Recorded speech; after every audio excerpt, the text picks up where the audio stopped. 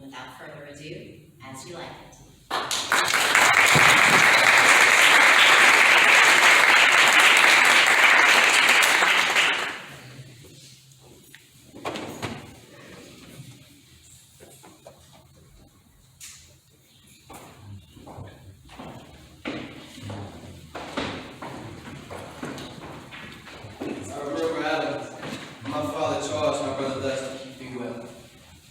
So rustically at home, or to speak more properly, keeps me here at home unkept. For call you that keeping for a gentleman of my birth differs not from the stalling of an ox. Horses are trained better, but they have fare with their feeding, and that is right as fury. All the which his animals and his dunghill so much found in him as I. Besides this nothing he so plentifully gives me, there's something nature gives me. His countenance seems to take away. He lets me feed with his hinds, and he bars with the place of a brother, and as much as him lies my own gentility and my education. This is it, Adam. This is it that grieves me. Spirit of my father, you lead this servitude, though I know no wise remedy to avoid it. I can no longer enjoy it. Yonder comes my master, your brother. Go apart, Adam, thou shalt hear he will shave me. Now, sir, what make you here? Nothing. I'm not taught to make a thing. What are you doing, sir? Very sir, to help you martyr to God and make a poor, unworthy brother of yours with idleness. Very sir, be better employed and be not too loud. Shall I keep your hogs and eat husks with them? What prodigal portion have I spent to come to such fury? Know you where you are, sir? Very well, sir, here in your orchard. Know you before whom, sir? Ah, better than him by before knows me. I know you are my eldest brother, and the gentle condition of blood should so know me. The courtesy of nations allows you, my better, that you are firstborn, with the same condition. The same tradition takes away not my blood. For the 20 brothers betwixt us are as much as my father and he is you. But yours, coming first, grows near to his reverence. What voice? Come now, Luca. Look down in this. Now lay hands on me, villain. I am no villain. I am the youngest son of Sir Roland, boys. I am who Christ begot villains. Well, I'm not my brother. I would not take this hand from thy throat till the other has torn out thy tongue for saying so. Thou hast railed on thyself. Masters, be patient. Your father's remembrance be its accord. Let me go, I say. I will not. You shall hear me. My father charged you in his will to give me good education. You have trained me like a peasant, hiding and obscuring from me all gentlemanlike qualities. Give me the poor lottery left to me by testament. And with it I will go and I will buy my fortunes. And what wilt thou do? Then, when that is spent? Well, sir, I would not long be troubled with you. You shall have some part of your fortune. I pray you. Leave me. I will no longer offend you when it comes to me from my own. We'll get you with me, you old dog. This old dog, my lord. I'm sure I've lost my teeth in your service. God be with my old master. He would not have spoke such a word.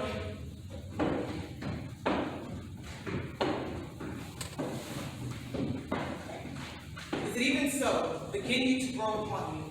I will physique your rankness and yet get no 1,000 crowns neither. Hello? Dennis. Calls your worship.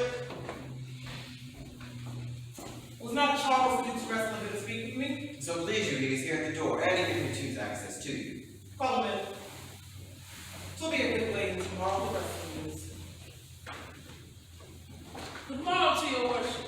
Good morning, Charles. What's the new news at the new court? There is no news at the court, sir, but the old news that is. The old Duke has been banished by his younger brother, the new Duke, and 3 or 4 lovely lords have put themselves into voluntary exile with him. Those lands and revenues enrich the new Duke, and therefore he gives them good leave to wander. Where will the old Duke live? They say he's already in the forest of Audrey. Maryjane with him, and there they live like the old Robin Hood of England. You wrestle tomorrow before the new Duke. Marry you, I sir. And I came hither to acquaint you with all, so I am given secretly to understand that your younger brother Orlando had the disposition to come against me to try and fall. Tomorrow, I wrestle for my credit, and he who escapes me without some broken limb shall acquaint him well. Your brother is and young and tender, and for your love I would be loath to foil him, as I must for my own honor. Charles, I thank thee for thy love to me, which thou shalt find I must kindly requite. I have myself notice of my brother's purpose herein, and have underhand means labored to dissuade him from him. But he is resolute. I'll tell thee, Charles, it is the stubbornest young fellow, full of ambition, an envious emulator of every man's good parts, a secret and villainous contrivance against me, his natural brother. Therefore, use thy discretion. I had as lief that thou wouldst break his neck as his finger. And if thou dost him any slight disgrace, then thou wilt best look to it, thou wilt practice against thee by poison, entrap thee by some treacherous device, and never leave thee until thou have taken thy life by some indirect means or other. For I assure thee, and almost with tears I speak it, there is not one so young and so villainous this day living. I speak but brotherly of him. But should I anatomize thee to him as he is, then I shall blush and weep, and thou must look pale and hungry. I am so heartily glad I came hither to you. If he come in tomorrow, I'll give him his payment. If ever he come in again alone, I'll wrestle for prize no more. And so God keep your worship. Farewell, good Charles.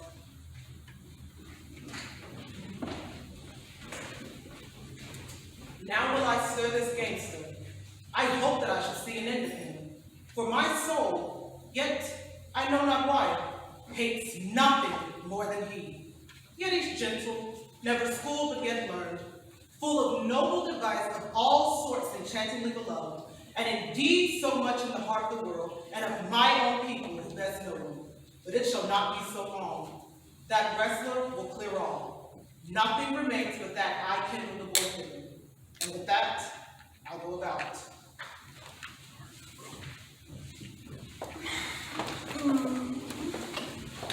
I pray thee, Rosalind, sweet my cause, be merry. Good cause, Celia, I show more mirth than I am mistress of. And yet would you I were merrier? Unless you can teach me to forget a banished father, do not make me remember any extraordinary pleasure. Herein I see thou lovest me not with the full weight that I love thee. For if my uncle, thy banished father, had banished thy uncle, the Duke my father, so I would have stabbed him with you, I would have taught my love to take my father as mine. Therefore I see thou lovest me not with the full weight that I love thee. I will rejoice in your estate and forget mine. You know my father hath no heir but I, nor is none like to have. And truly, when he dies, thou shalt be his heir. For what you have taken away from your father perforce, I will render to thee again in my affection. By my honor, I will. And when I break that oath, let me turn monster. Therefore, my rose, my sweet rose, be merry. Oh, good cause, I will. What shall be our sport then? Mistress, you must come away to your father. Were you made the messenger? No, by my honor.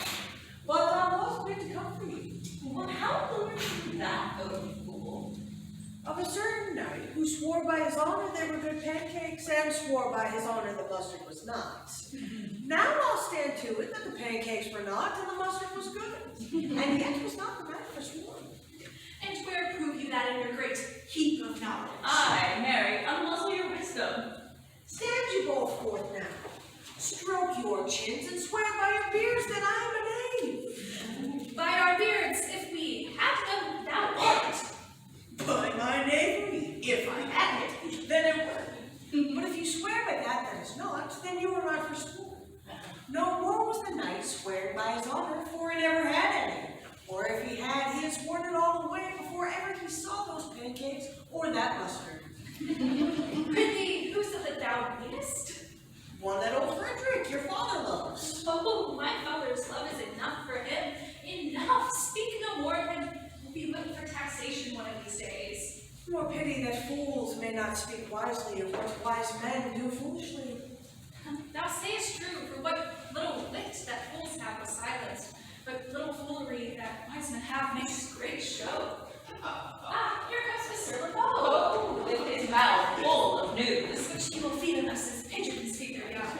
shall we do this crown? Better, make us more marketable. Bonjour, Mr. LeBeau. Fair princess, you have lost much good sport. Sport, what color? What color, madam? How shall I answer? As wit and fortune will. Or as the destinies decree. That was well said. It was laid on with a trowel. Nay, I keep not my reign. Thou losest thy old smell. You amaze me. Ladies, I will have told you of good wrestling, which you have lost the sight of. Will you tell us the manner of the wrestling? I will tell you the beginning, and if it please your ladyships, you may see the end. For the best is yet to do, and here where you are, they are coming to perform it.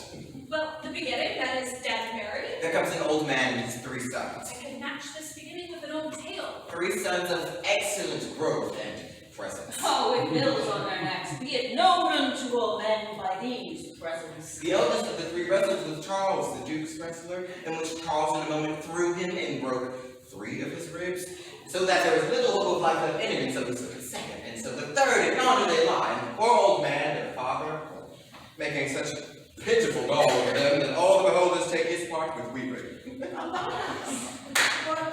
what is the sport, monsieur, that the ladies have lost? Why, is that I speak of? Thus men may grow wiser every day. 'Tis the first time that ever I heard that breaking of ribs was sports for ladies.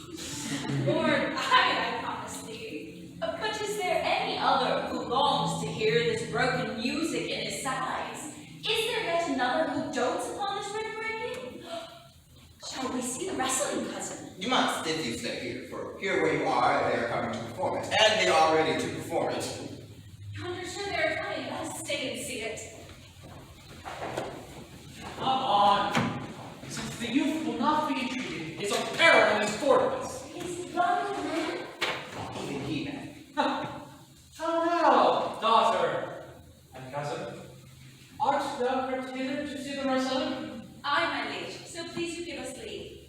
You will take very little delight in it, I can assure you. There is such pity in the child youth. I will dissuade him, but he will not listen. Speak to him, ladies. See if you can move him. Call him hither, good Mr. LeBeau. Do so, I'll not be by. On to the challenge of the princess's call for you. That's something with all respect and due. Have you challenged Charles the wrestler, young man? No, he is with the general challenger. I come but as another's do to try with him the strength of my youth. Young gentlemen, you have seen full proof of this man's strength. If you saw yourself with your own eyes, or knew yourself with your own judgment, you would seek a more equal enterprise. We pray you, for your own sake, give over this attempt. Do so, good sir. Your reputation shall not therefore be misprized. We will make it our suit to the Duke that the wrestling might not go forward. I beseech you, punish me not with your harsh words, when I confess myself not guilty to deny such fair and excellent ladies anything. Use your gentle wishes and fair eyes to guide me to my challenge, when if I be full, be but one shamed who was never gracious. If I be killed, but one dead who was never, well, he was willing to be so. For in the world I hold no injury, I have none to lament me. In the world I hold a place that may be better priced when I have made it empty. With little strength that I have left, I wouldn't worry you. And mine to eke out hers.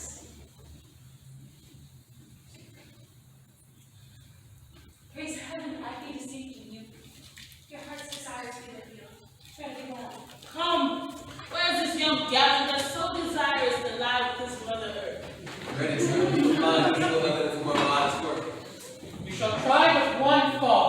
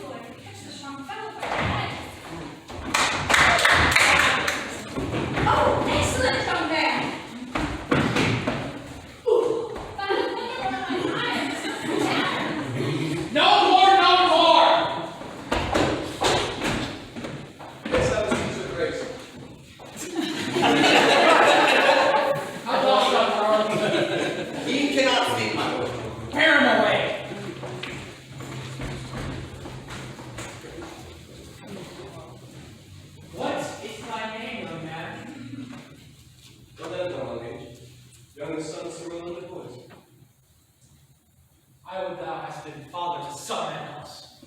Don't esteem thy father honorable, but alas, he was still mine enemy. Thou wouldst have better pleased me with this deed, if thou hadst descended from another house. But fare thee well, thou art a gallant youth. I wish thou hadst told me of another father. Flattered my father does what I do so. I'm more proud to be Sir Roland's son. His youngest son has not changed that column to the heir to the treasure. My father loved Sir Roland as his soul, and all the world was of my father's mind. Had I before known this young man, his son, I would have given him tears unto entreaties, ere he should thus venture. Gentle cousin, let us go thank him and encourage him. My father's rough and envious disposition sticks me at heart. Young gentlemen, you have deserved well. You do keep your promises in love as you have exceeded all promise. Your mistress shall be happy.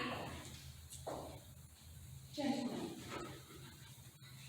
wear this ring, one out of suits with fortune that could give more, but that her hand lacks means. Shall we go, cuz? Aye. Fare you well, fair gentlemen. Can I not say I thank you? All my better parts are all thrown down, unless that's a quintain, a mere lifeless block. It calls us back. My pride fell with my fortunes. I'll ask how you will. Did you call, sir?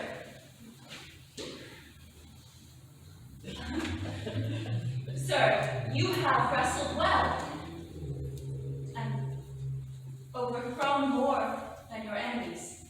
Will you go, cuz? Very well. Go with you. Very well.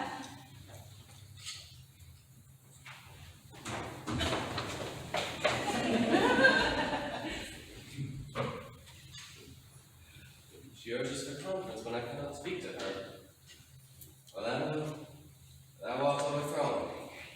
Oh, something weaker, Majesty. Good sir, I do in friendship counsel to leave this place, albeit you have earned high commendation, true applause and love, yet such is now the king's condition that he misconstrues all that was done. Tell me this, which of the two was the daughter of the Duke that was here at the restaurant? Not his daughter, if you judge by mass. One was the daughter, yet the other was the daughter to the banished Duke, and hereby detained by her usurping uncle to keep his daughter company, whose love are dearer than the natural bond of sisters. Yet I can say as of late, this Duke hath taken a great displeasure against his gentle niece, grounded upon no other argument but that the people praise her for her virtues and pity her for her good father's sake. Yea, and all my life, his mouth against the young lady will surely break forth. Sir, very well, hereafter, in a better world than this, I shall desire more love and knowledge of you. I rest most bound unto you. Fare you well.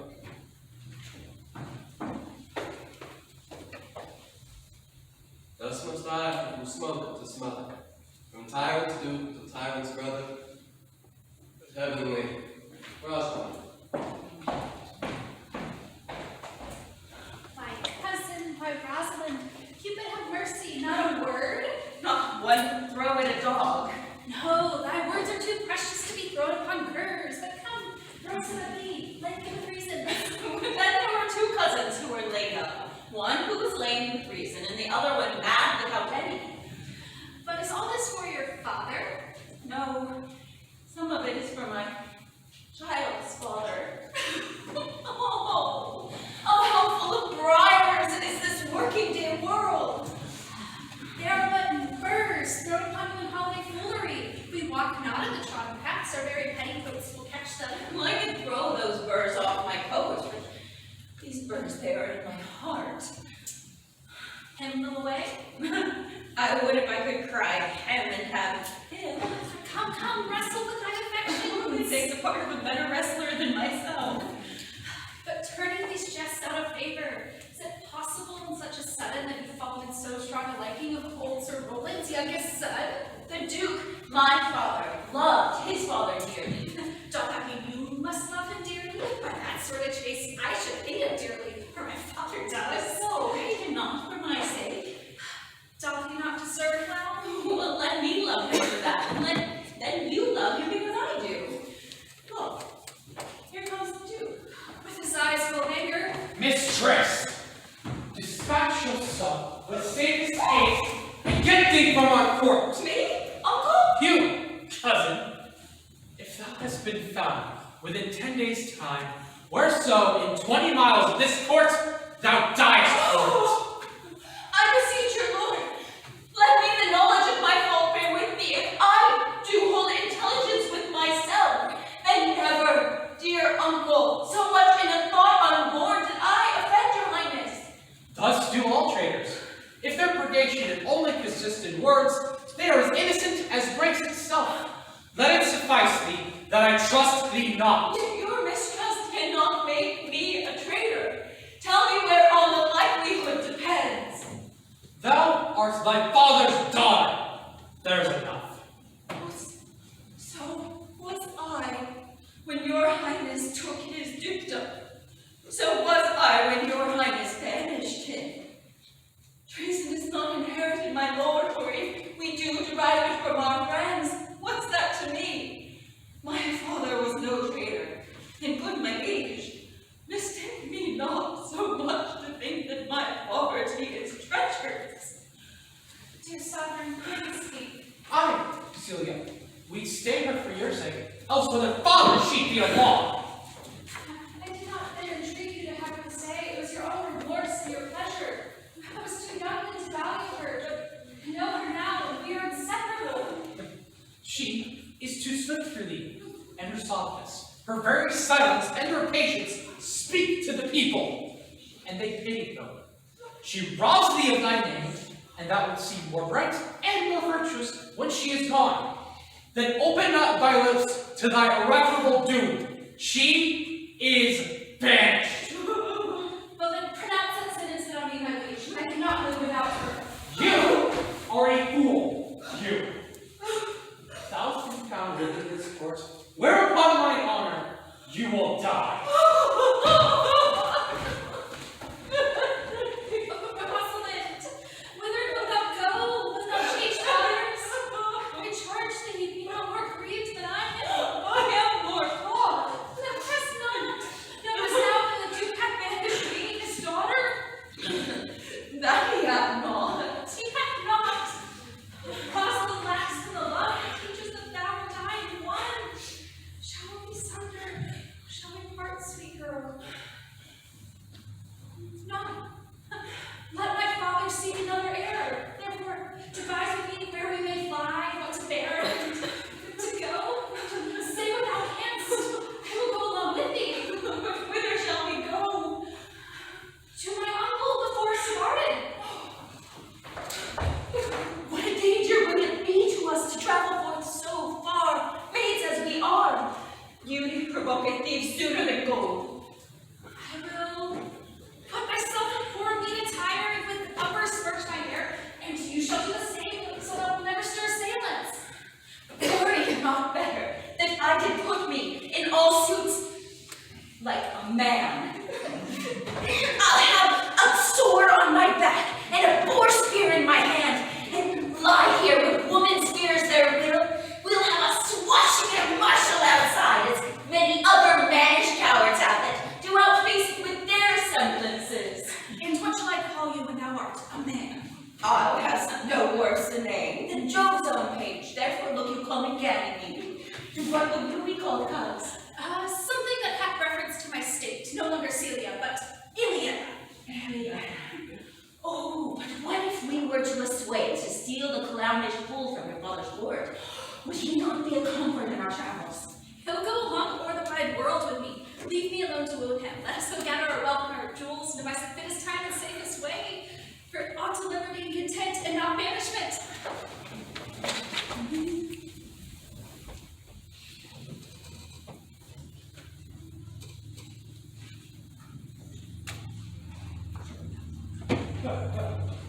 Now, my cohorts and brothers in exile, are not these life more sweet than that of the painted pomp?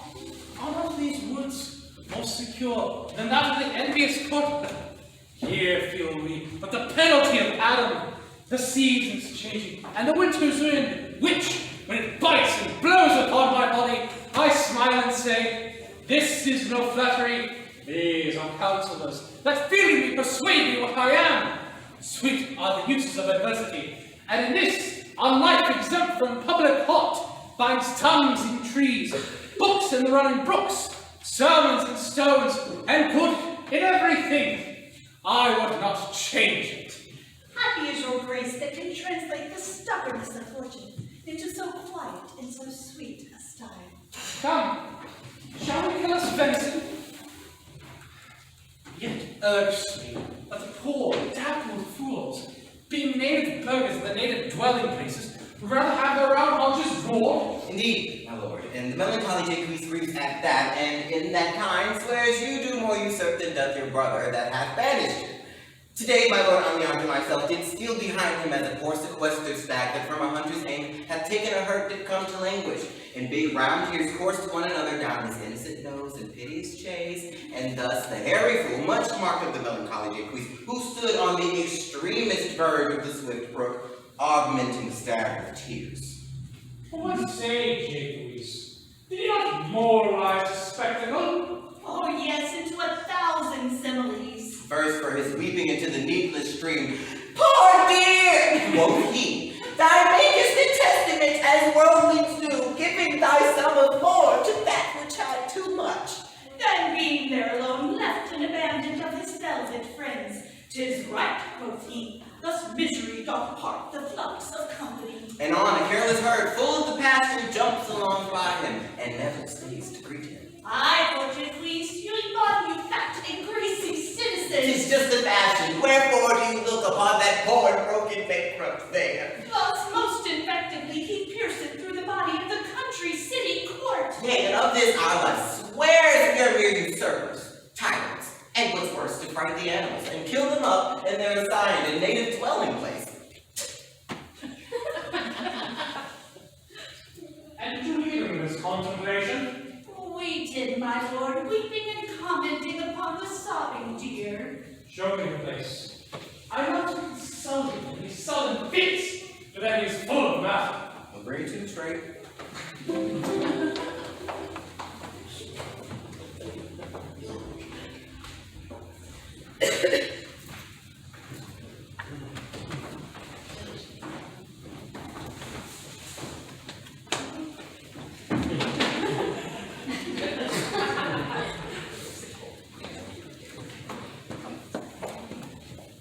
Who's there? What, my young master? Oh, my gentle master, your praises come too swiftly home before you. Know you not, master, to some kind of them their graces serve them but as enemies. No more do yours, your virtues, gentle master, are sanctified and holy traitors to you. Oh, what world is this, when what has come here envelops him that bears it? Why? What's the matter? Oh, unhappy youth, come not within these doors, within this roof. The enemy of all your gracious lives. Your brother. No brother yet. The son yet. Not the son, I will not call him son. Of him I was about to call his father. Have heard your praises, and this night he means to burn the lodgings where you used to lie, and you within it. If you fail of this, you will have other means to cut you off. I overheard him in his practices. This is no place. This house is but a butchery, and poor and fury do not enter. And where would Adam will thou have me go? No matter whither, so you come not here. And what wouldst thou have me go and do? With a base and boisterous sword and force a thievish living on the common road? This I will not do. Do how I can, I would rather subject myself to the malice of my diverted blood and bloody brother. Do not so. I have 500 crowns, the thrifty hire I saved under your father. Take that and be comfort to my age. Here is the gold, and all this I give you. Let me be your servant. Though I look old, yet I am strong and lusty.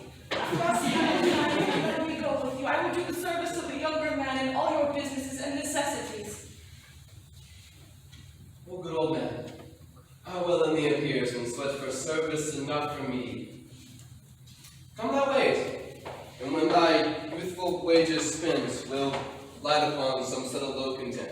Master, go on, and I will follow thee. To the last gasp with truth and loyalty, and fortune cannot recompense me better than to die well and not my master's debtor.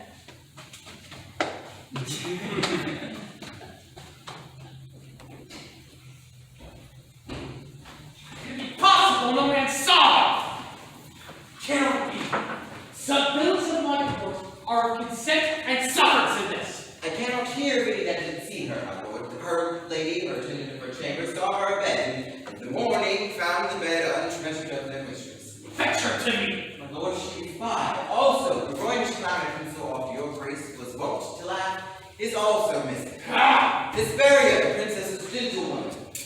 I confess that I secretly overheard your daughter and your cousin much commend the wrestler that did but lately foil the sinewy charm. I believe wherever they are gone, that youth is surely in their company.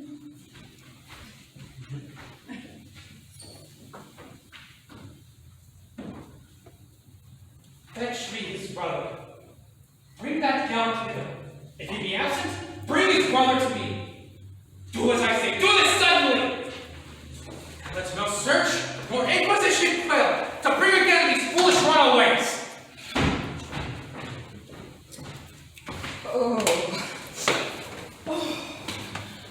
Oh, Jupiter, how weary are my spirits. Care not for my spirits if my legs were not weary. I could find it in my heart to cry, but I must show first to my cousin, therefore Celia, Aliena, have courage. The linen hose ought to show itself courageous to petticoat. I pray thee, bear with me. I cannot go further.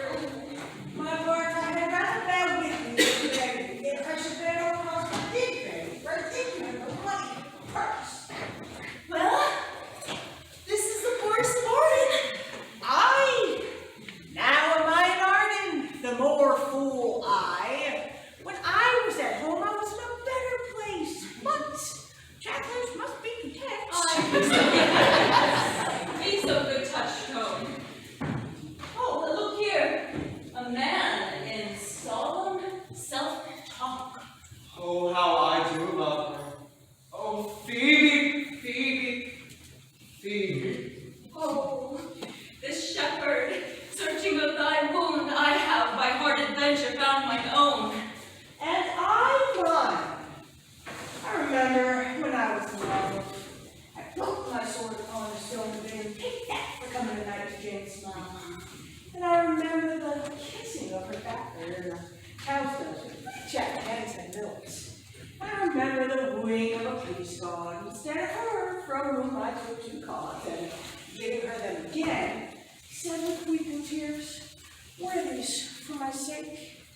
We that are true lovers run into strange papers, but as all is mortal in nature, so is all nature in love, mortal in folly." Thou art wiser than thou art aware of. Nay, I shall never beware of my own wit till I break my shins against it. No, this shepherd's passion is much upon my fashion. And mine, but it grows something stale with me. I pray, one of you, go question yon man if he for gold will give us any food. I faint almost to death. Hollow! Clown! Peace, fool! He's not thy kinsman. Who calls? You're better, sir. Thus made me very wretched. Peace! Good evening to you, sir. To you, gentle sir, and to you all. If thou canst for love or gold, in this desert place by entertainment, bring us where we can rest and feed, for here is a maid with much oppressive travel who faints for supper. Fair sir, I wish for her sake my fortunes were able to relieve her, but I am shepherd to another man now dead, and do not shear the fleeces that I graze. His coat, flocks, and bands of feed are now on sale, and there is nothing that you will feed on but what is. Come and see, and in my voice most welcome shall you be. Sir, if it stand with honesty, buy thou the cottage, and the pasture, and the flock, and thou shalt have pay for it of us. And we will mint thy wages. I like this place. Willingly could waste my time in it. Assuredly the thing is to be sold. Go with me, buy it with your gold, right suddenly.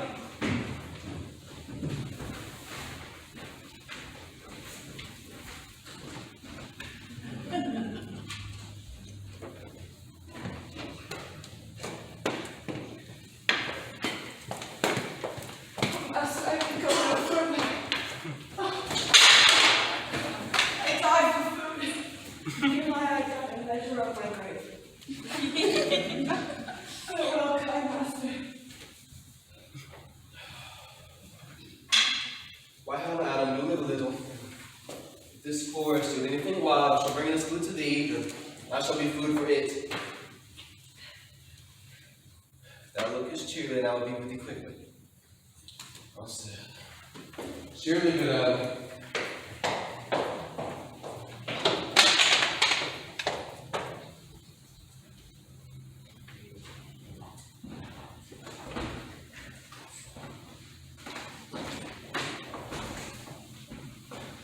He seems to have turned himself into a beast. He reckon we're fighting like a man. Go on, fight. Tell him I wish to speak with him. He saves my labor by his own approach. Why? How now, Jaques? What life is this? That your friends must search for you? But you look merrily. A fool. A fool. I met a fool in the forest. A motley fool. A miserable world. As I do live by food, I met a fool who laid him down and basked him in the sun, and railed on Lady Fortune in good times and good sad times, and yet a motley fool. Good morrow, fool, quoth I. No, sir, quoth he. Call me not a fool till heaven hath sent me fortune. And then he drew a dial from his book, looking on it with lackluster eyes, says very wisely, "It is 10 o'clock. Thus we may see," quoth he, "how the world wags. 'Tis but an hour ago since it was 9, and in 1 hour more it will be 11. So from hour to hour we ripe and ripe, and then from hour to hour we rot, and thereby he's a tale. When I did hear the motley fool thus more on time, my mother began to crawl like a chanticleer. That fool shall be so deep contemplative, and I did laugh sounds intermission an hour by his dying. Oh, worthy fool, a noble fool, motley is the only wear. What fool is this? A worthy fool, one that had been a courtier, and says, ladies be but young and fair, they have to give to note. And his brain, which is dry as the remainder biscuit after a voyage, he had strange places crammed with observation and manual forms. Oh, that I were a fool! I am ambitious for a motley coat. Thou shalt have one. It is my only suit. Provided that you read your better judgments of all opinions that wrote ranking them, that I am wise. I must have liberty, as large a charter as the wind to blow on whom I please, before fools have. And they, fools most gall who with my folly, they most must laugh. And why, sir, must they so? The wise is plain as the way to parish church. He that a fool doth very wisely, him doth very foolishly, although he's smart. And not to see senseless of the bog, if not, the wise man's folly is anatomized even by the squandering glances of the fool. Invest me in my mind. Give me leave to speak my mind, and I will through and through cleanse the foul body of this infected world, if they so patiently receive my medicine.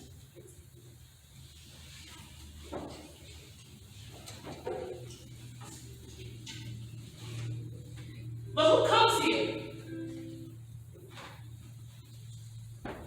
Forbear, eat no more. Why, I have eaten none yet. And thou shalt not miss this. What kind should this cup come of? Art thou thus bold, man, or such a rude despair of good manners, in which thou civility seems so empty? You touched my vein at first, the thorny point of bare disdain attained for me the smooth civility. Yet I am inland bred and not loathsome nurture, but forbear, he dies, to touch any of this food. Till I in my affairs I answer. And you should not be answered within reason. I must die. What have you? Your gentleness shall force more than you shall force us to gentleness. Speak you so gently. I thought all things had become savage here. My apologies. Forgive me. Let's see what civility my strong and forceful be, for which I blush and I hide my sword. True, we have seen better days. So sit you down and feast. and call upon our souls as we forge ever need. Then but forbear your foot a little while. Whilst it though I go to find my farm as an old man in the forest, afflicted by two meager evils, age and hunger. I will not touch a bit. Go on. Find him. And we will waste nothing until you return. I thank you for your good comfort.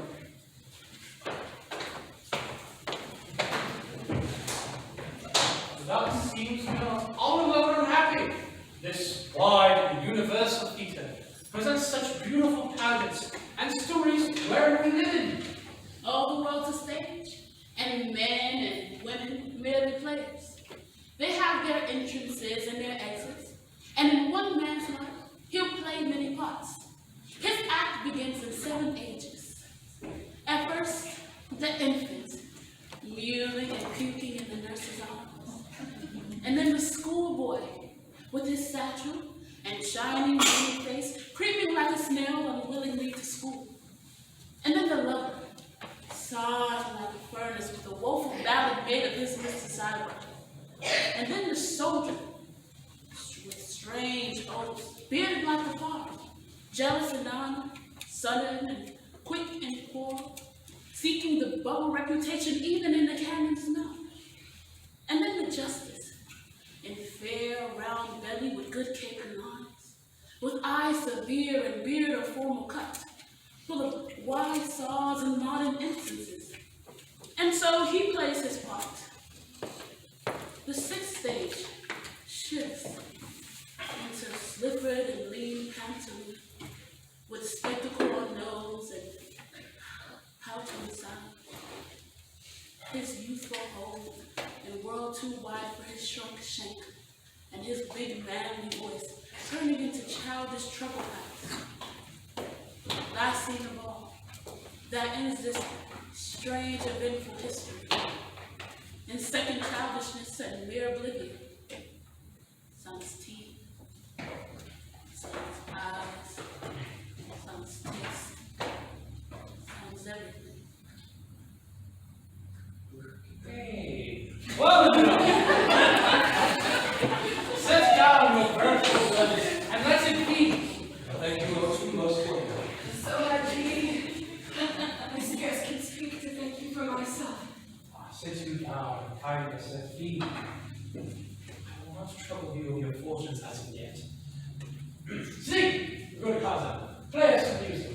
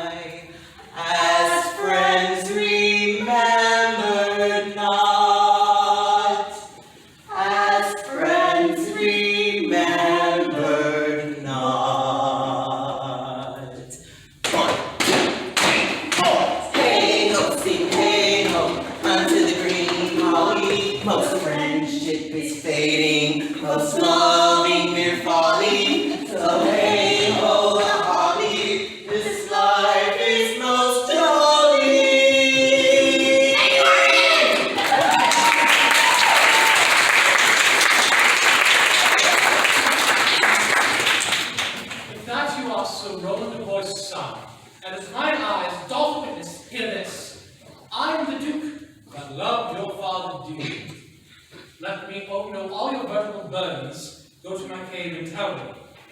You, good sir, are just as welcome as your master here. Give upon his arm, take my hand, and let your fortunes understand.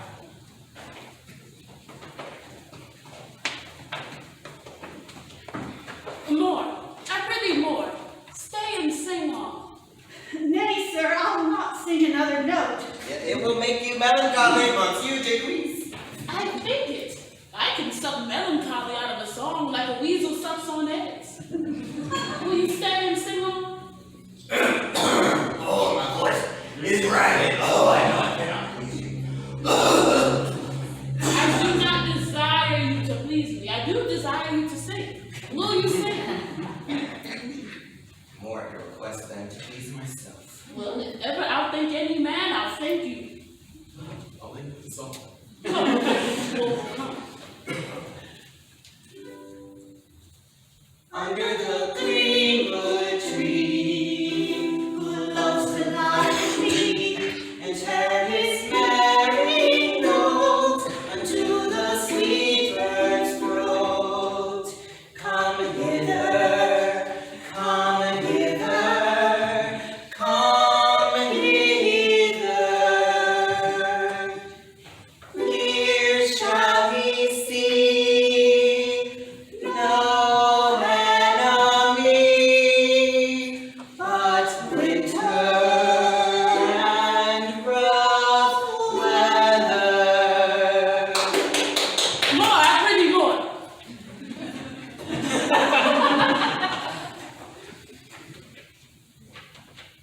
Who doth ambition shun and loves to live in the sun, seeking the food he eats and pleased with what he gets. Come hither, come hither, come hither. Here shall he see no enemy but winter and rough weather.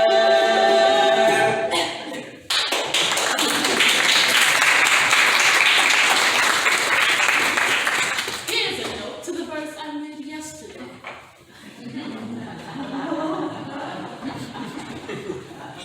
And we'll sing it.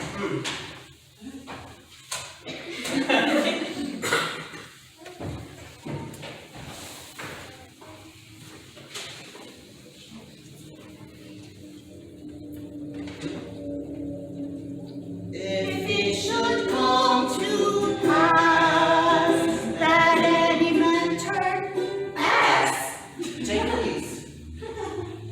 leaving his love and peace, a stubborn will to please. Duck Donny, Duck Donny, Duck Donny. Here shall he see gross fools as he, and if he will come to be.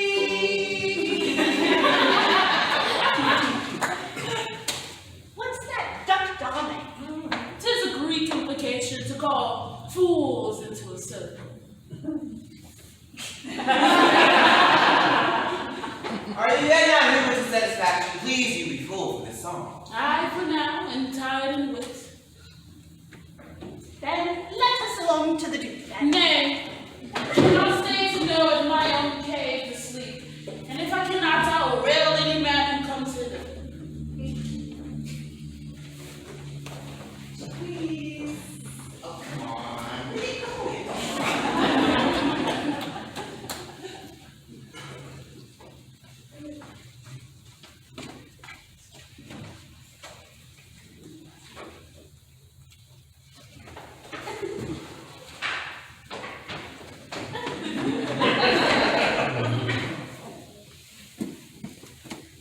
will be a 15-minute intermission.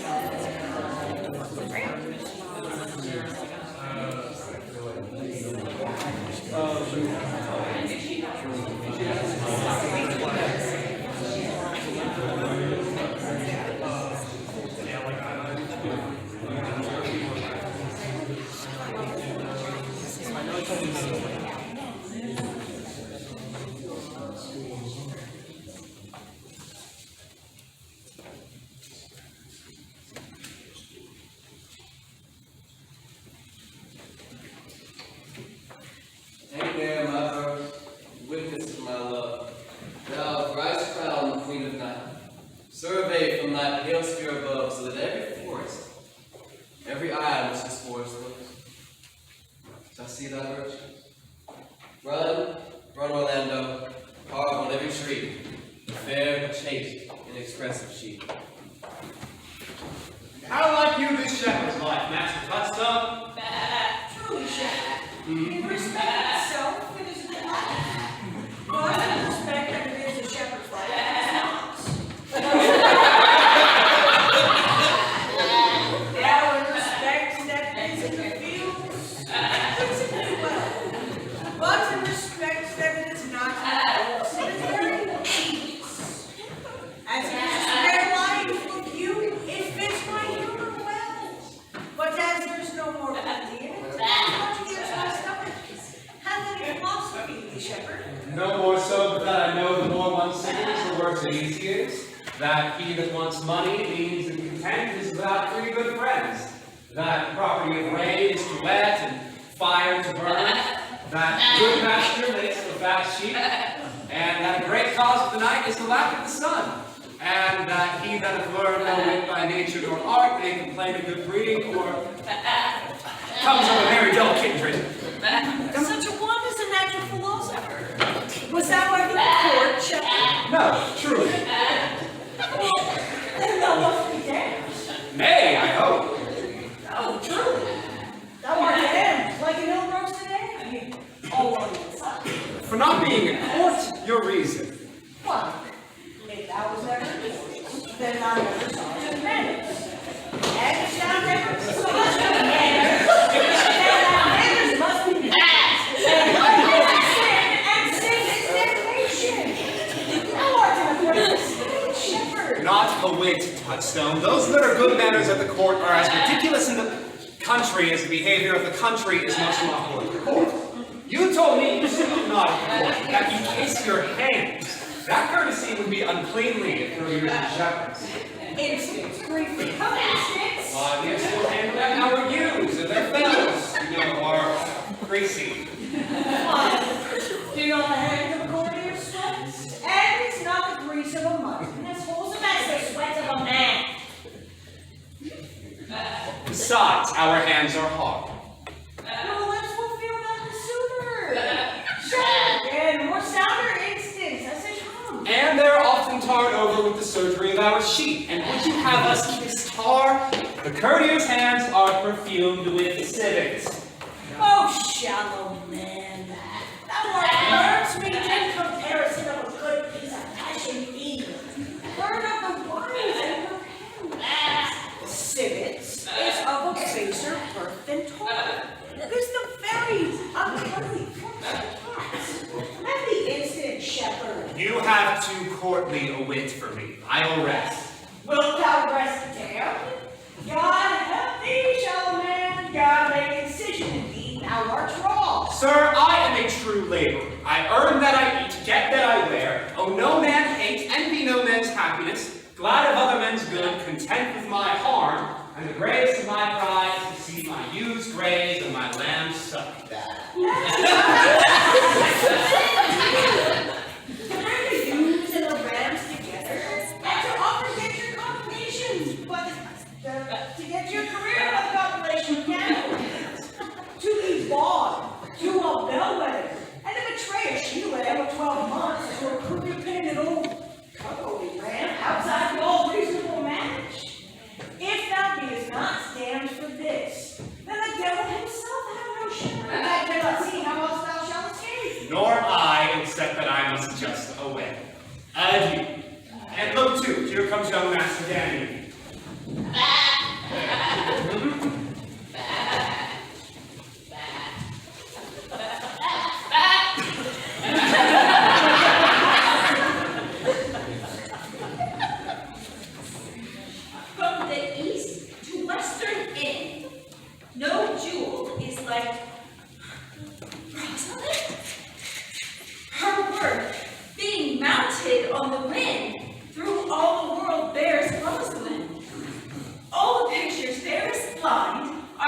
about you to Rosalind. Let no fair be kept in mind, but the fair of Rosalind. I'll run you so 8 years together. Summers, dinners, and sleeping hours accepted. Out, fool! For a taste. If a heart do wag a hind, let him seek out Rosalind. If cats will have the cat, so be sure will Rosalind. Winter garments must be lined, so must slender Rosalind. They that reap must sheep and bind, and then cart with Rosalind. Sour's nuts have the sweetest rind. Such a nut is Rosalind. He, that sweetest rose, will find love in a Rosalind. That's the very false gallant verses. Why do you infect yourself with them? Peaceful! I found them in the trees. Truly, the tree yields bad fruit. Oh, here comes my sister. She's reading. Stand aside. Why should this the desert be? For it is unpeopled. No, tongues I'll hang on every tree that shall civil saying show. Will I? Rosalinda bright, teaching all that read to know the quintessence of every sprite heaven would in little show. Helen's cheek, but not her heart. Cleopatra's majesty, Atalanta's better part. Sad Lucretia's modesty, thus Rosalind, of many parts by heavenly synod was devised, of many faces, eyes, and hearts, to have the touch's dearest prize.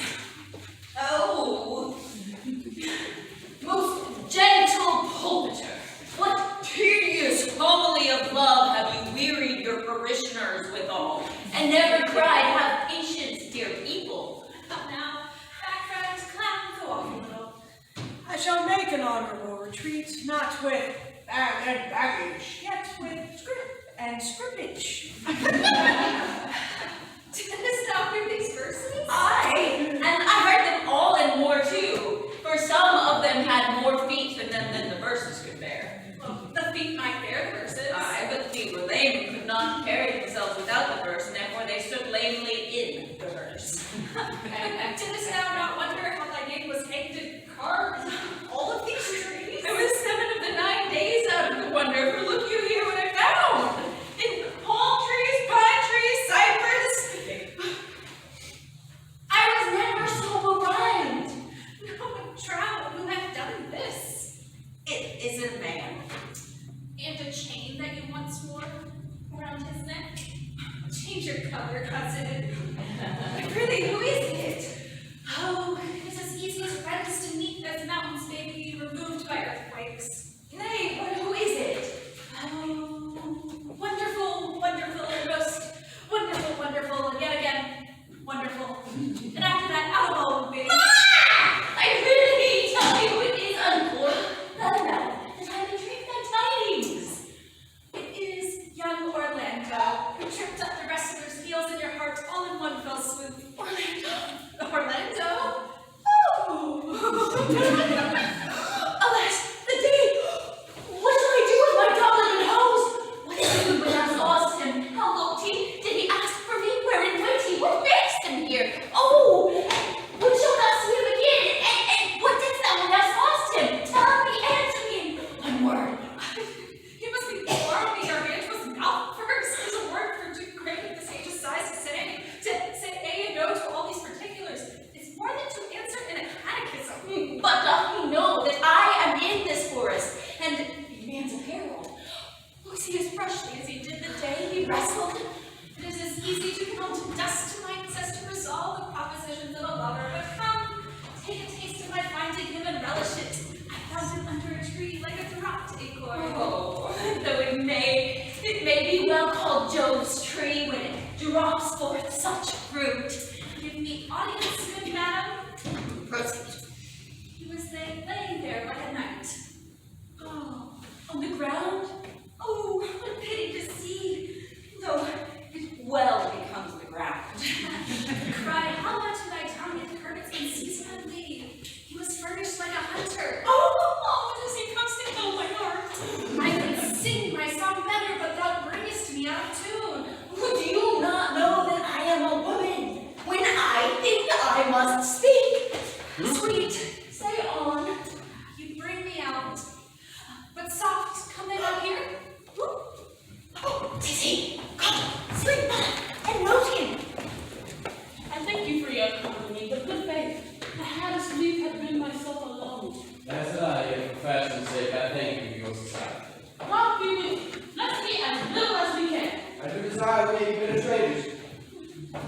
I pray, mar no more trees writing love songs in their barks. I pray you mar no more of my verses of reading than they'll favorably. Rosalind's your love's name? Yes, just. I do not like her name. There was no thought of pleasing me when she was christened. Stature, is she Just as high as my heart. You are full of pretty answers. Have you not been acquainted with goldsmith wives and conned them out of their rings? Not so, but as he was right painting cloth, when you studied your answers.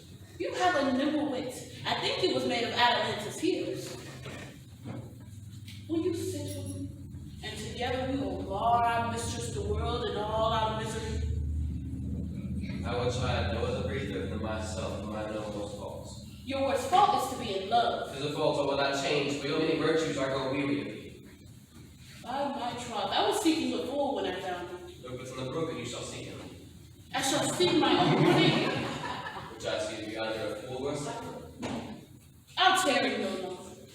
Farewell, Signor Love. Adieu, Monsieur Melancholy.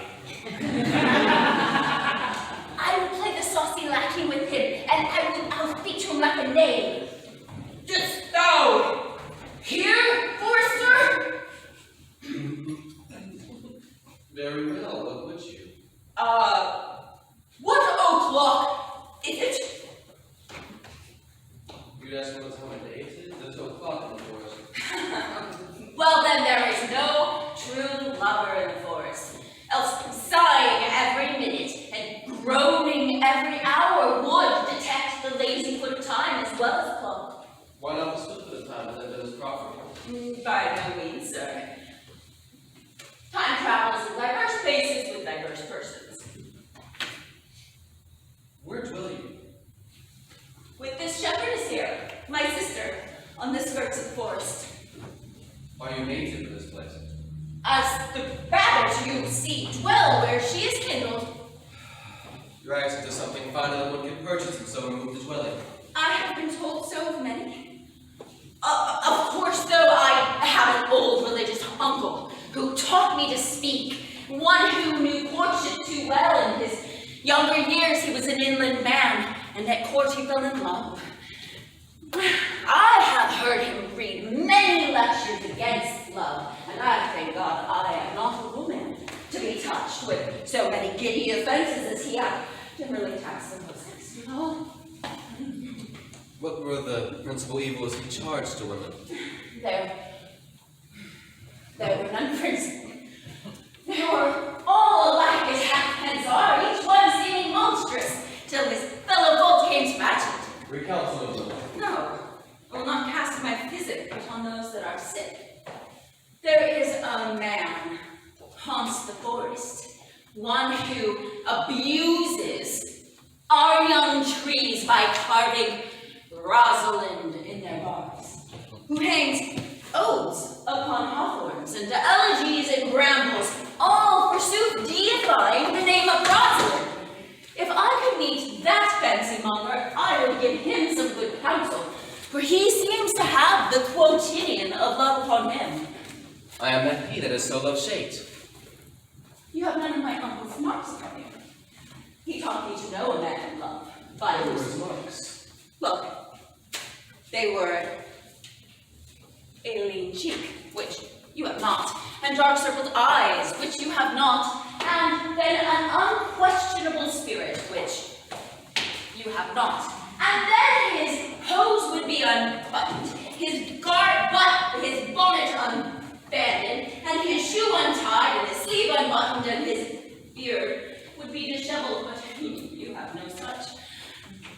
You are no such man. You are rather quick devised in your accoutrements of seeming a lover of yourself than any other.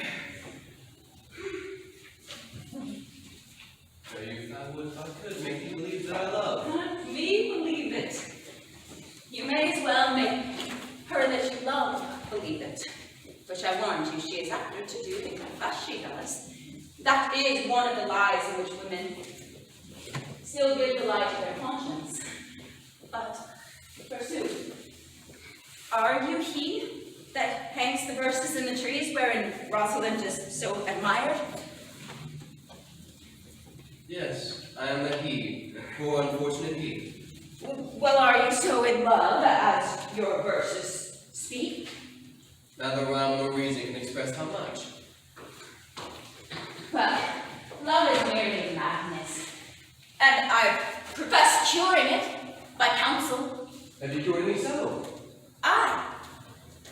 One, and in this manner, he was to imagine me his love, his mistress, and I bid him every day to come woo me, at which time I, being but a moonish youth, would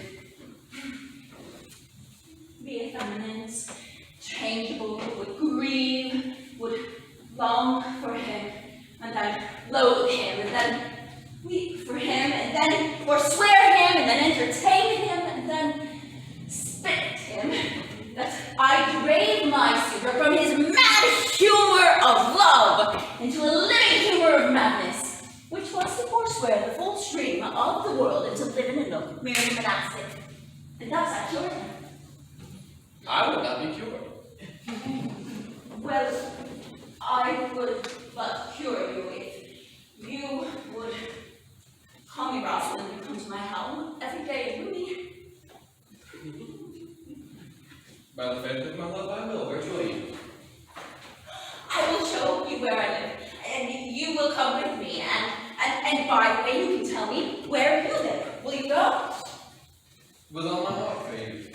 Nay, you must call me Rosalind. Come, sister. Will you go? Come.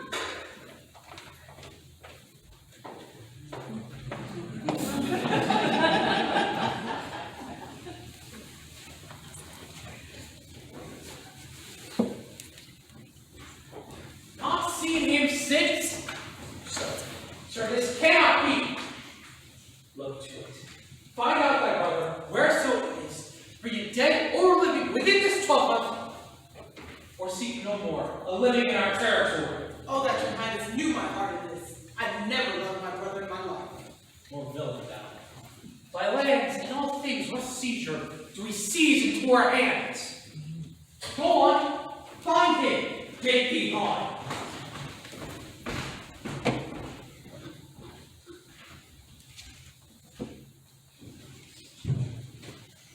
Haste, good Audrey. I will fetch up thy ghost, Audrey. And how, Audrey? Am I the man yet? Do my simple features content thee? Your features? Oh, wow. What features? I am here with thee and thy goats, as the most appreciated poet, honest Ovid, was among the gods. For a man's verses cannot be understood, nor a man's good wit seconded with the fuller child understanding.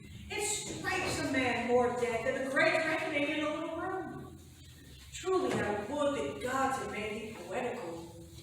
I know not what poetical is. Is it honest indeed in word? Is it a true thing?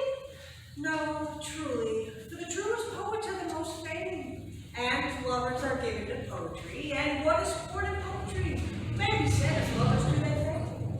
Do you wish then that the gods had made me poetical? Truly, for thou swearest to me that thou art honest.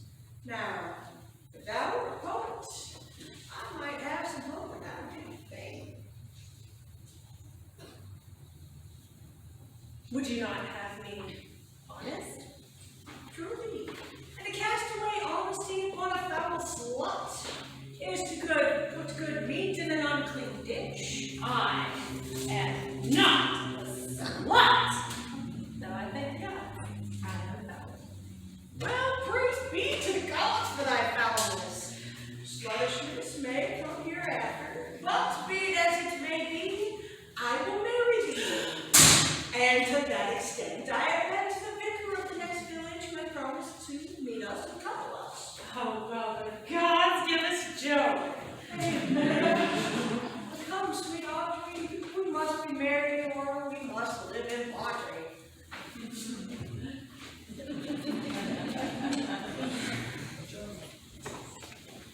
I met the Duke yesterday, and he had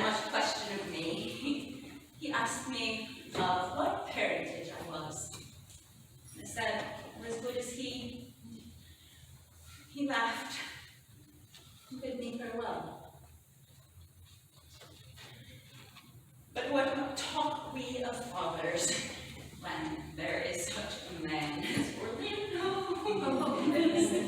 That's a brave man. He writes brave verses, speaks brave words, swears brave oaths, and breaks them bravely. Quick traverse before the heart of his lover. It's a puny tilter, spurs but on one side, breaks his staff like a noble goose, but all's brave and youth mounts and folly guides. Oh, look, here comes. Stand aside, let's move them. Sweet Phoebe, do not scorn me, do not, Phoebe. Say that you love me not, but say not so in bitterness. The common executioner, whose heart the accustomed sight of death makes hard, falls not the axe upon the humbled neck, but first begs pardon. Will you stir to be the he that lives and dies by bloody drops? I would not be thy executioner. I fly thee, for I would not injure thee. Thou tellest me there is murder in mine eye? 'Tis pretty, sure, and very probable, that eyes that to the frailest and softest things, who shut their coward gates on enemies, should be called tyrants, butcherers, murderers. Now I do frown on thee with all my heart, and if mine eyes can wound, now let them kill thee. Now counterfeit to swoon, oh why now fall down, or if thou canst not, oh for shame, lie not, to say mine eyes are murderers. Now shall the wound mine eye hath made in thee. Scratch thee but with a pin, and there remains some small scar of it. Lean but upon a rush, the cicatrice incapable in pressure thy palm some moment keeps, but now mine eyes, which I have darted at thee, hurt thee not. Nor, I am sure, there is no force in eyes that can do hurt. Oh, dear Phoebe, if ever, as that ever may be near, you find in some fresh cheek the power of fancy, then shall you know the wounds invisible that love's keen arrows make. But till that time, come not thou near me, and when that time comes, afflict me with thy mocks, pity me not. Till that time I shall not pity thee. And why? I pray you. Who might be your mother, that you would insult, exalt, and all at once over the wretched? What? Though I see no beauty in you, as by my faith there is none in you that may without candle go dark to bed, but must you be therefore proud and pitiless? What means this? Why do you look on me? I see no more in you than the ordinary of nature's sail work. Oh, it's my midwife. I think she would sting my eyes too. No, proud mistress, hope not after it. Tis not thy arching brows, or thy blood-red hair, or thy frog-green eyeballs, nor thy cheek of cream that can entame my spirit to your worship. Oh, you foolish shepherd! Why do you follow her?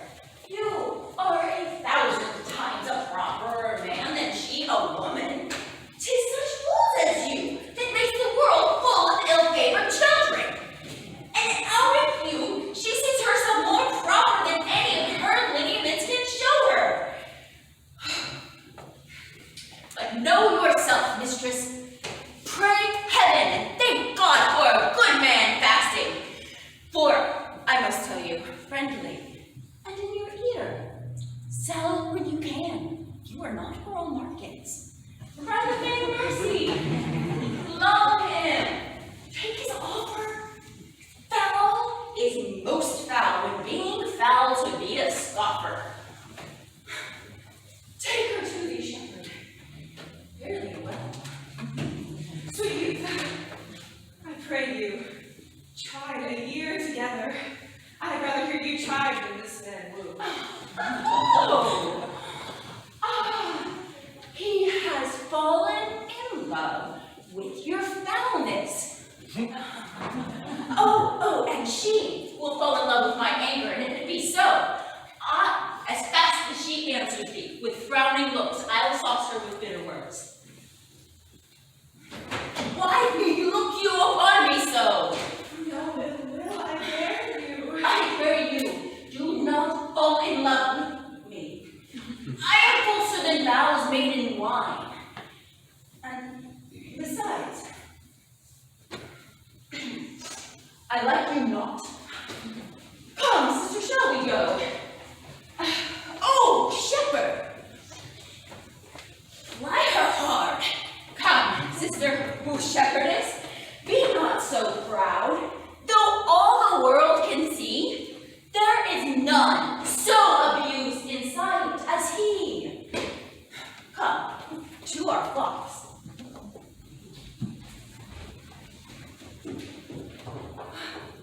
Dead shepherd, now I find I saw a might. Whoever loved that loved not at first sight. Sweet Phoebe.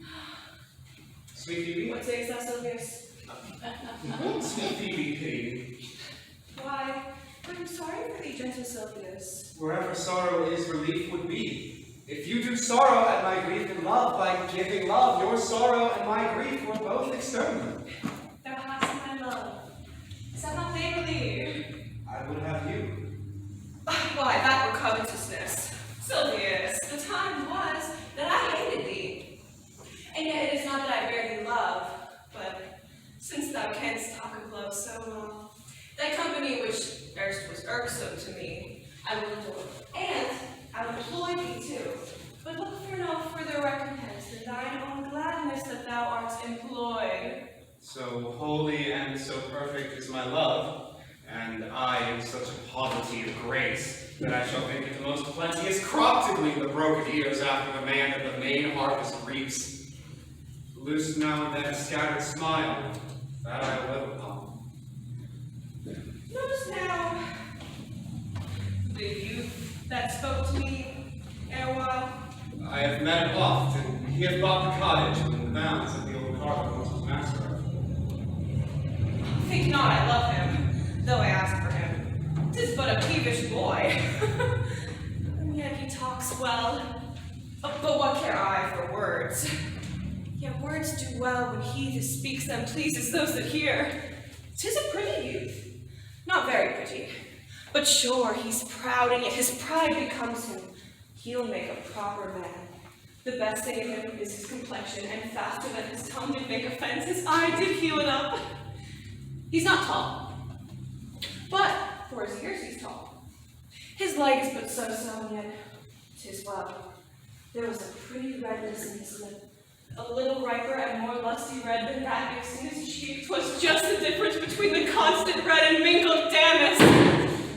There be some women, Silvius, had they marked him in parcels as I had, would have gone near to fall in love with him.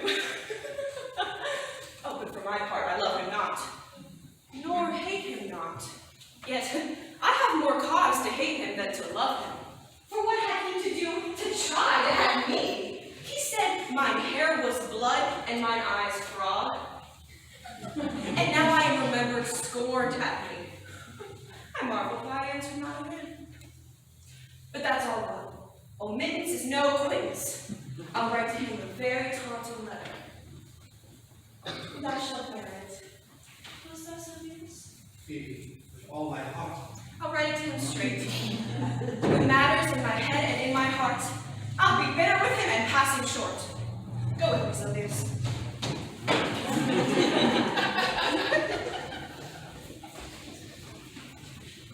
I prithee, pretty youth, let me be better acquainted with you. They say you are a melancholy fellow. So, I do love it better than laughing.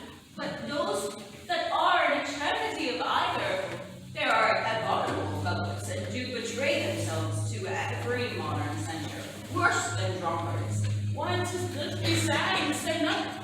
Why, 'tis good to be a host.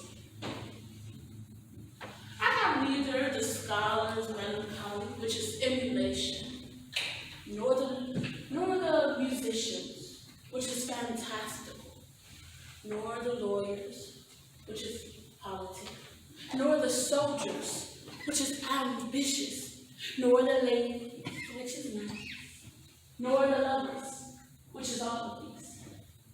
But it is a melancholy now, extracted from the contemplations of my travels, which wraps me in the most humorous sadness. A traveler. By my faith, you have much reason to be sad. I fear you have sold your lands to see other men's, and then to have seen much and to have little is to have rich eyes and poor hands. Yes, and it makes you sad. Well, I would rather have a fool to make me merry than an experience to make me sad.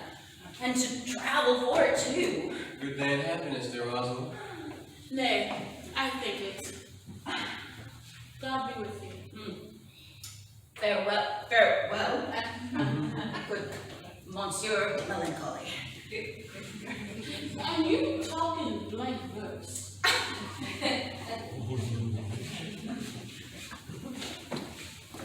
Well, how now, Orlando?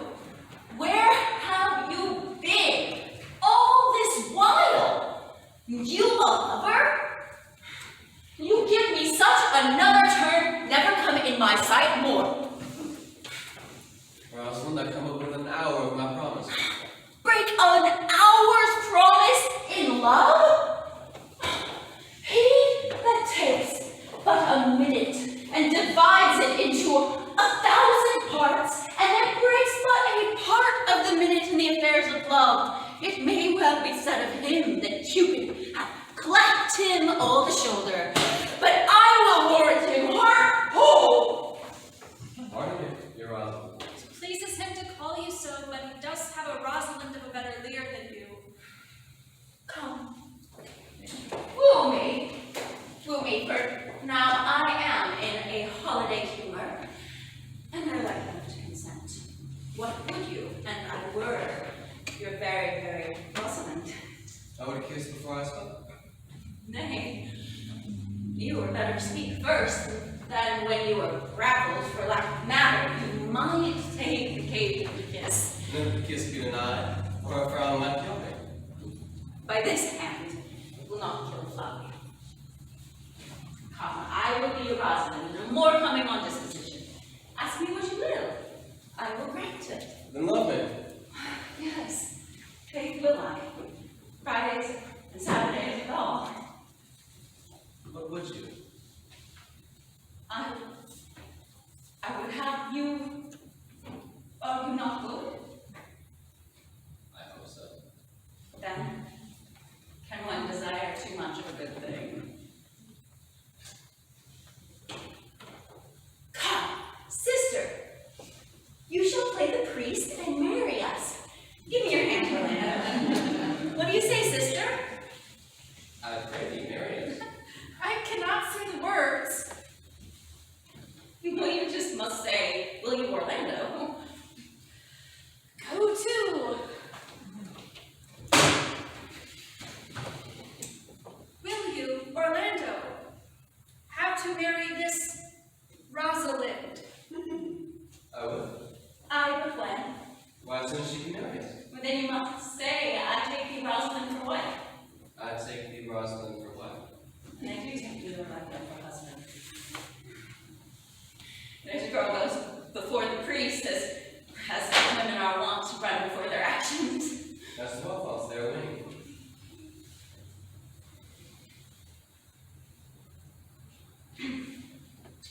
Well,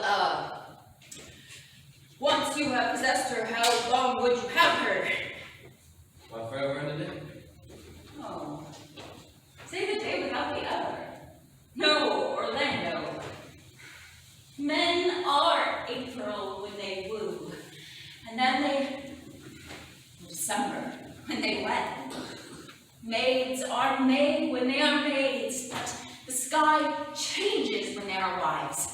I will be more jealous of you than a Barbary cock pigeon over his heads, and more clamorous than a parrot against the rain. I will laugh and I will weep for nothing, like Diana at the fountain, and I will do that when thou art disposed to be merry, and I will laugh like a hyena, and that when thou art inclined to sleep. But will my Rosalind do so? By my life, she will do as I do. But she is wise. Else she would not have the wit to do this. But a man and a woman of such wit might say whither or whither. Nay, you might keep that to check for it. So you met your wife's wit going to your neighbor's bed. And what wit could it have to excuse that? Married to say she came to seek you there. You shall never take your wife without her wit unless you take her without her tongue. Oh, that woman who cannot make her fault her husband's occasion, let her never nurse her child herself. She will breed it like a fool. Lady Rosalind, I must leave thee for 2 hours. Alas, dear love, I cannot lack thee 2 hours. I must attend the Duke at dinner. I will be with thee again at 2 o'clock. Go thy ways then. Go thy ways. Adieu, Rosalind. Adieu. You have simply misused our sex and your love craft. You must take your doublet and hose and put on your head and show the world what the bird had done to her own nest. Cuz. Oh, my pretty little cuz. If thou didst know how many fathoms deep I am in love. But it must not be sounded. I have an affection that is bottomless, unknown, like the Bay of Portugal. What? Who comes here? My errand is to you, fair youth. My gentle Phoebe bid me give you this. I know not the contents, but as I guess by the sternish brow and waspish action which she did use as she was riding on it bears an angry tenor. Pardon me, I am but as a guiltless messenger. Patience herself would startle at this letter, and would play the swaggerer. Bear this, bear all. She says that I am not fair, and that I lack manners, and she calls me proud, and says that she could not love me were man as rare as Phoenix. Oh, it's my will. Her love is not the hare that I do hunt. Why writes she thus to me? Oh, shepherd, oh, I see. This is a letter of your own invention. Oh, no, I protest. I know not the contents. Phoebe did write. Well, I say she never did invent this letter. 'Tis a man's invention and his hand. Sure, it is hers. Huh. Well, 'tis a boisterous and cruel style. Will you hear the letter? So it please you, for I never heard it yet heard too much of Phoebe's cruelty. She feeds me. Mark how the tyrant writes. Art thou God, to shepherd returned, that a maiden's heart hath burned? Did you ever hear a woman rail such? Call you this railing? Why thy Godhead laid apart, warst thou with a woman's heart? Did you ever hear such railing? What's the eye of man did woo me, that could do no vengeance to me, meaning me a beast? If the scorn of your bright eye have power to raise such love in mine, alack, in me what strange effect would they work in mild aspect? Whilst you chide me, I did love. How then might your prayers move? Listen to this. He that brings this love to thee little knows this love in me. And by him seal up thy mind, whether that thy youth and kind will the faithful offer take. Give me and all that I can make, or else by him my love deny, and then I'll study how to die. Call you this, chiding? Alas, poor shepherd. What? Do you pity him? No. No. He deserves no pity. Will you love such a woman? To make thee an instrument and to play false strings upon thee, not to be endured. Well, go thy way to her, for I see love hath made thee a tame snake.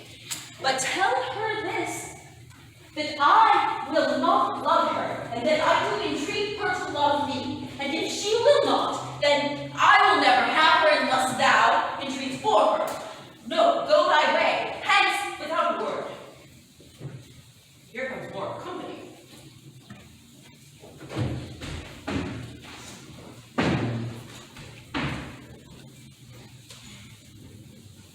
Good morrow, fair ones.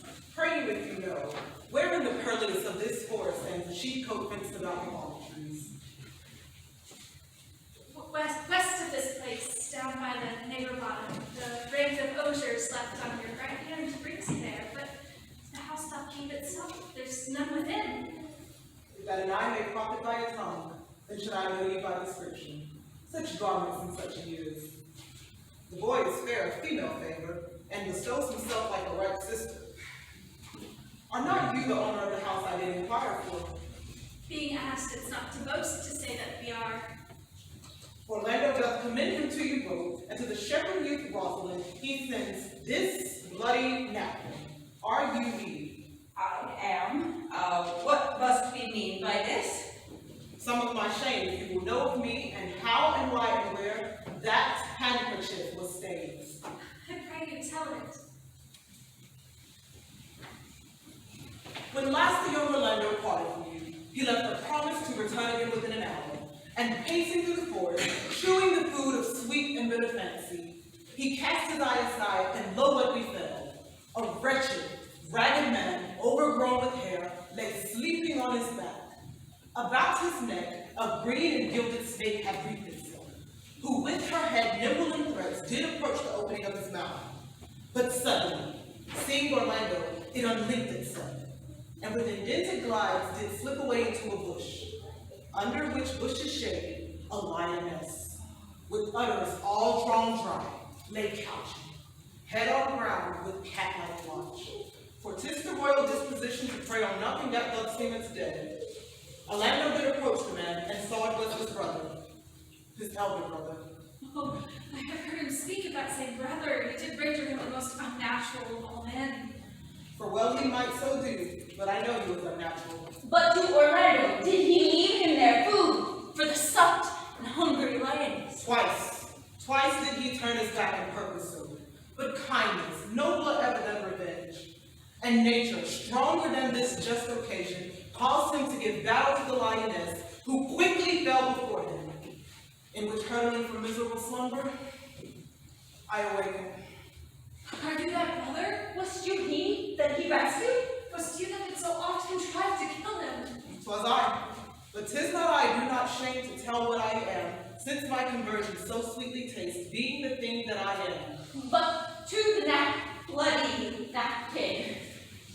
By and by, from when the first to last betwixt us 2 tears on her countenance so sweetly taste, he led me to the gentle Duke who gave me fresh array and entertainment, committing me into my brother's love, who led me instantly into his cave. There he undressed himself, and here upon his arm the lioness had torn some flesh away, which all this while had bled, and now it fainted. And in fainting he cried upon Rosalind. Brief, I recovered him, I bound up his wound, and after some small space he sent me hither, stranger as I am, to tell this story, that you might excuse this broken promise, and to give you that napkin dyed in his blood, for you are Rosalind. Oh, cousin Ganymede, sweet Ganymede. Many will swoon when they look on blood. There's more in it, cousin Ganymede. Oh, look, he recovers. Onward, onward, oh! I'll take you thither. Oh, take my arm. Oh, be of good cheer, you are mad. Like a man's heart. I confess I do. But, Sarah! Pardon, I think this was well counterfeited. Commend my counterfeiting to your brother, I pray you. Hi-ho! This was not counterfeit. There is too great testimony that it was a passion of hers. Counterfeit, I assure you. Well then, take counterfeit to be a man. I do so in faith, but I should have been a woman by right. It would not grow. Let us take you home. Let you come with us, good sir. That will I. For I must bear answer back how you excuse my brother, Rosalind. I will devise something, but I pray you, commend my counterfeiting to him. Will you go?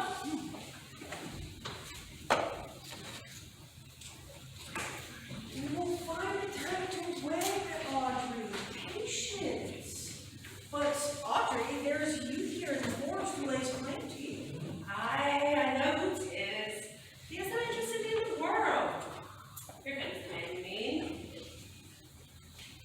Good evening, Audrey. Good evening, Aliena. Good evening to you too, sir. Good evening, gentle friend. How old are you, friend? 5 and 20, sir. All right, age. Is thy name William? William, sir. A fair name. Is thou born in the forest here? Aye, sir. I thank God. Thank God, a good answer. Art thou rich? Faith, sir. So. So was good. So was very good, very excellent good. And yet, it is not. It is but so. Art thou wise? Aye, sir. I have a pretty wit. Thou sayest well. I do now remember a saying. The fool doth think he is wise, but the wise man knoweth himself to be a fool. Do you love this thing? I do, sir. Take my hand. Art thou learned? No, sir. Then learn this of me. To have is to have. It is a figure in rhetoric that drink, being poured out of a cup into a glass, by filling the one doth empty the other. For all your writers do consent that Ibs is he. Now, you are not Ibs, for I am he. Which he, sir? He, sir, that must marry this woman. Therefore, you clown, abandon the society of this female, or clown, thou perish, or to thy better understanding thou is, or to wit, I kill thee. Make thee away. Translate thy life into death, thy liberty into bondage. I will bandy thee in fashion, or in bastardo, or in steel.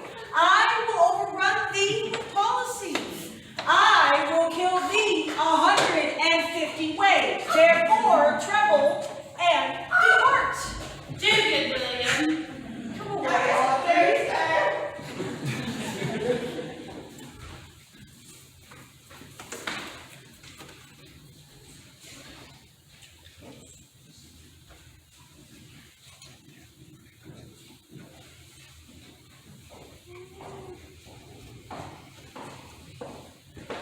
His cause alone so little acquainted you should love her, and loving whom she should grant, you should persevere to avoid her. Neither call the giddiness of in question, the sudden acquaintance, my sudden wooing, nor her sudden consenting. But say with me, I love Aliena. Say with her that she loves me. Consent with both that we may enjoy each other, for it shall be to your good, for my father's house, and all the money that was old Sir Rollins will I estate upon you. And here, I'll live and die a shepherd. Shall I consent? Let the wedding be tomorrow at dinner. I shall gather all the dukes and contingent followers. Go prepare your Aliena, and look which one's my Rosalind. God save you, brother. And you, fair sister. Orlando, how it pains me to see your heart in the star. I thought that your heart had been wounded by the claws of the lion. Wounded it is by the eyes of a lady. Did your brother tell you how I counterfeited to swoon when he showed me the napkin? Yes, and a great many other wonders than that. I know where you are. 'Tis true. Your brother and my sister, they no sooner met, but they looked. And they no sooner looked, but they loved. And then they no sooner loved, but they sighed. And they no sooner sighed, but then they asked each other the reason. And they no sooner found the reason than they sought the remedy. And in these degrees have they built themselves a pair of stairs to marriage, which they will climb incontinent, or else be incontinent before marriage. They are in the very wrath of love. They will together, and clubs cannot part them. I shall tomorrow be at the heights of hard heavens. For it pains me to see happiness through another man's eyes. I am glad that it is my brother. Well then, if tomorrow I cannot serve your turn as Rosalind, believe then that I can do strange things, for I have since I was 3 years old conversed with a magician most profound in his art, yet not damnable. If you do love Rosalind so near the heart as your gesture cries out, then tomorrow dress you in your best array, and if you will be married, when your brother marries Aliena, shall you marry Rosalind? Oh, look here, who comes a lover of mine and a lover of hers. You've done me much ungentleness to show the letter that I writ to you. I care not if I have. It is my study to seem despiteful and ungentle to you. You are here followed by a faithful shepherd. Look on him. Love him. He worships you. Good shepherd, tell this youth what 'tis to love. It is to be all made of sighs and tears, and so am I for Phoebe. And so And I for Rosalind. And I for no woman. It is to be all made of faith and service, and so am I for Phoebe. And so am I for Ganymede. And I for Rosalind. And I for no woman. It is to be all made of fantasy, all made of passion, all made of wishes, all adoration, duty, observance, all humbleness, all patience and impatience, all purity, all trial, all observance, and so am I for Phoebe. And so am I for Ganymede. And I for Rosalind. And I for no woman. If this be so, I blame you me to love you. If this be so, I blame you me to love you. If this be so, I blame you me to love you. And who do you speak to? Why blame you me to love you? Turn this way, and I'll love you. Well, shepherd, Stop! This is like the howling of wolves to the moon. I will help you if I can. I would love you if I could. Tomorrow, meet me all together.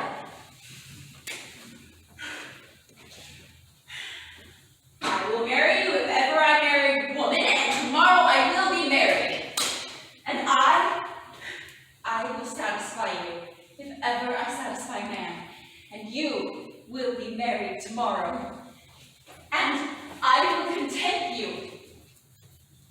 I will content you if what pleases you contents you, and you will be married tomorrow. Now, as you love Rosalind, meet, and as you love Phoebe, meet, and as I love no woman, I will meet. Now, fare thee well, I have given thee all commands. I will not fail if I live. nor will I. Nor I. Tomorrow is a joyful day, Audrey. Tomorrow we will be married. Aye, and I do desire it with all my heart, though I hope it is not a dishonest desire to be a woman of the world.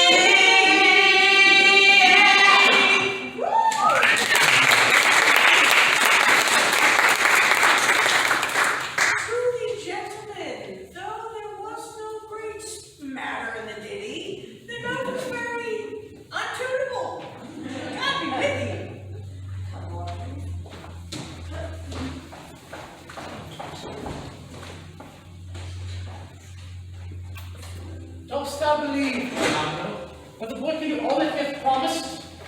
Yes, my liege, and a great many other wonders do that. Patience, while Phoebe and Silvius, while our compact is urged.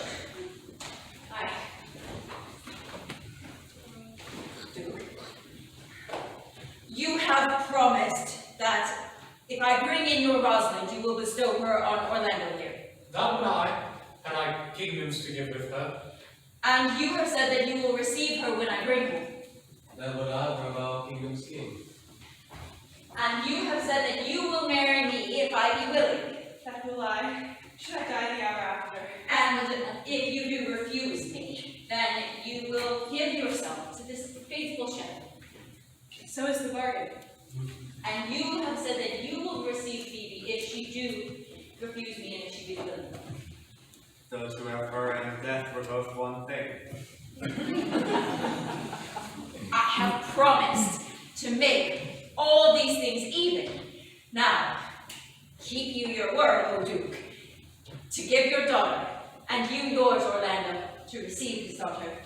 Keep you your word, Phoebe, that you will marry me, or else refusing to wed this shepherd. And keep your word, Silvius, that if she do refuse me, then you will marry her. Now, I go to make all these doubts even.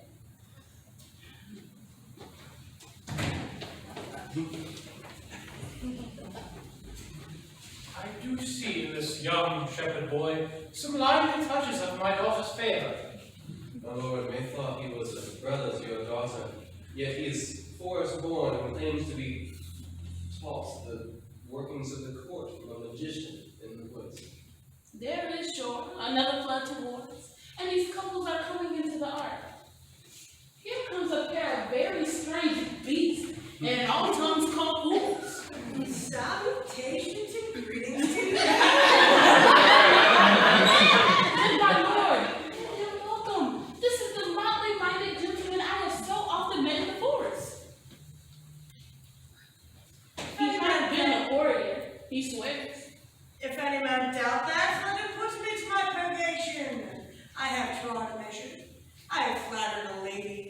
I have been politic with my friend, smooth with mine enemy. I have undone 3 tailors. I've had 4 quarrels, and I'd like to have fought 1.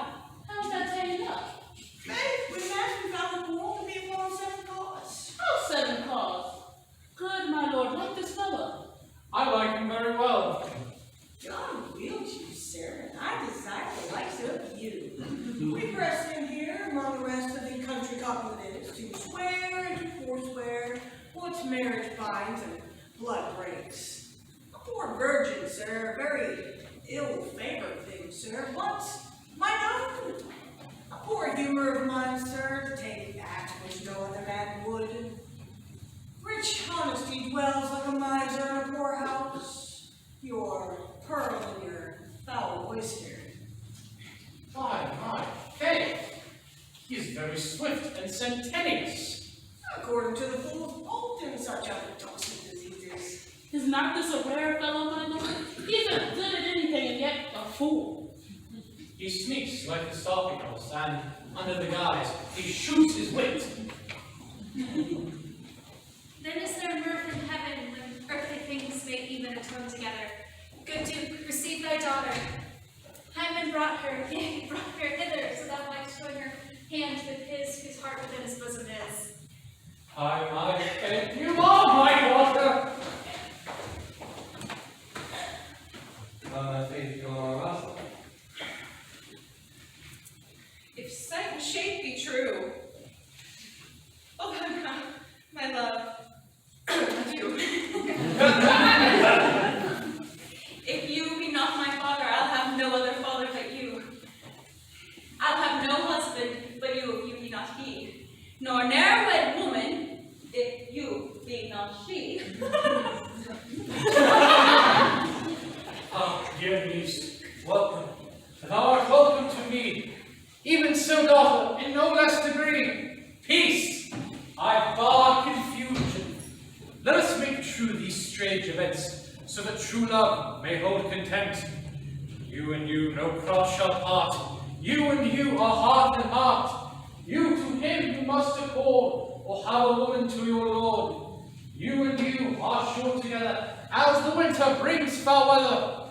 While on Ledrock hymn we sing, let us end this suffering, that reason wonder may diminish, and that true love may finish. Wedding is great Juno's crown, a blessed bond of boy and bed. 'Tis time and equal to every town. I wedlock then be honored. Amen, you are wedded. I will not keep my word, now thou art mine. Thy faith, my fancy to thee doth combine. Let me have audience for a word or two to bring these tidings to this fair assembly. Duke Frederick, hearing how that everyday men of great worth resorted to this forest, addressed a mighty power which were on foot, in his own conduct purposely, to take thee, his brother here, and put you to the sword. To the skirts of this wild wood he came, where meeting with an old religious man was converted, both from his enterprise and from the world. His crown bequeathing to his banished brother, and all the lands restored to them again that were with thee exiled. This to be true, I do engage my life. Amiens, by your patience, if I'm hearing you rightly, the other Duke hath put on a religious life and thrown into neglect the Papa's court. He hath. To him will I out of these conversites. You to your former honor I bequeath. Your patience and virtue well deserves it. You to a love that true faith doth merit. You to a land and love and great allies. You to a long and well-deserved death. And you to that remedy for that loving voyage, though it is too much be told. So, you to your pleasures. I am further than for dancing pleasures. Stay, Jaques, stay. I see no pastime in what you would have. I'll stay to know I do our band in cave. Proceed, proceed. We will end these rites as we hope that they do last in true delights.